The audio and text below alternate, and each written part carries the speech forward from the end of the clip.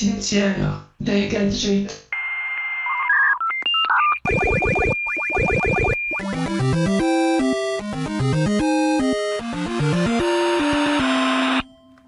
Vous l'aimez, ce Mario-là, hein? Ah oui. Avant les cellulaires, avant les tablettes, la façon de montrer son côté branché techno, c'était avec sa montre.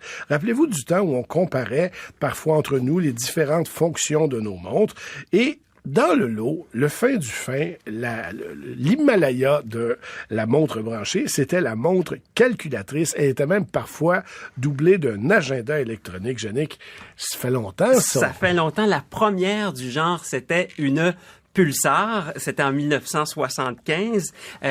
Vous rappellerez peut-être ces montres-là. Oui. Elles étaient pourvues de diodes électroluminescentes rouges. On les aimait.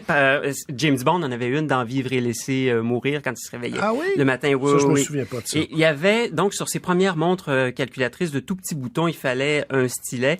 Imaginez les premiers modèles de la Pulsar. Ils étaient en or, se vendaient $4,000 pièce. Oui, mais bon, le modèle grand public, c'était une cinquantaine de dollars, $220 aujourd'hui quand on ajuste les prix.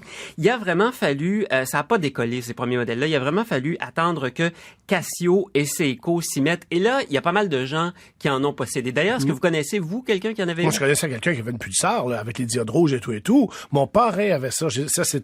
Il était cool, là. Pour ça, là, c'était le top du techno. Donc, dans les premiers modèles calculatrices et tout, là. Avec le stylet, là.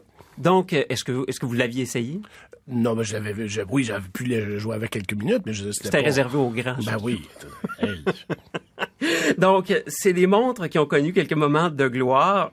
On n'a qu'à vous entendre. Rappelez-vous quand même du personnage de Marty McFly dans Retour vers le futur qui en arborait une. Notre invité d'aujourd'hui a toujours la sienne. Ah oui? Il la porte encore, achetée en 1988 pour $125. C'est Steve Ouellet qui est enseignant en mathématiques, sciences et technologies au Lac-Saint-Jean. C'est pour ça qu'on l'a joint par téléphone. Je l'ai trouvé en faisant un appel de candidature sur Facebook. On l'écoute nous parler de sa montre.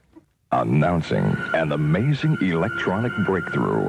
A watch so unbelievable, so incredible, so revolutionary that it goes beyond time.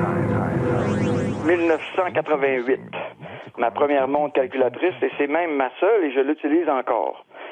Premièrement, le magasin qui vendait ça, c'est fermé. C'était distribution aux consommateurs à Jonquière, au Saguenay. Et moi, je suis très attaché à mes objets et je fais très attention à mes choses. Puis je les ai très longtemps. Puis c'est le fun d'arriver à quelque part. Puis là, les gens, qu'est-ce que c'est que tu as dans le bras? C'est une montre calculatrice. Hey, pas magané. C'est quoi, depuis quand que tu as ça? J'ai ça depuis 25 ans, mon ami. C'est très plaisant d'avoir ça. Moi, j'aime ça, avoir les vieilles affaires, puis les conserver longtemps, puis les garder belles. Introducing the Multicron 20-function calculator watch. Moi, j'avais besoin d'un agenda électronique et j'avais besoin d'y mettre mes contacts. C'est les iPods, iPhone, ça n'existait pas dans ce moment-là. Les Palm n'existaient même pas encore. C'était mon agenda, c'était ma calculatrice, c'était mon bottin de numéro de téléphone. C'était pour, par exemple, calculer les taxes, calculer les rabais dans les magasins, les pourcentages, le numéro de téléphone. Donc, j'avais accès à mon bottin. Surtout pour les fêtes. Quand on oublie les fêtes, c'est vraiment choquant. Puis c'était la seule façon de me le faire penser tout le temps. Ça a été plaisant. My husband's a sweetheart, but he can't remember a thing. That's why I got him a Casio Databank watch and Casio Data Calculator. When's our anniversary? It's tomorrow. Les boutons étaient très petits, on appuyait avec les ongles sur les boutons. Et même que les boutons, actuellement, les boutons là, n'ont plus leur chiffre écrit. Là, les chiffres de couleur blanc sont partis, mais je peux lire quand même par le relief puis le creusage des boutons. Vous avancez une chose qui est quand même assez intéressante, c'est que d'avoir de l'information au poignet, ça reste quelque chose qui est pertinent. Oui, parce qu'une montre, on a toujours ça sur nous, 24 heures sur 24. Tandis que le cellulaire, si tu vas à la pêche, tu l'as pas nécessairement dans tes poches et tu n'as pas nécessairement accès à toutes tes données. And now the price. The Multicron is not $100, not $75, not $50, not even $30.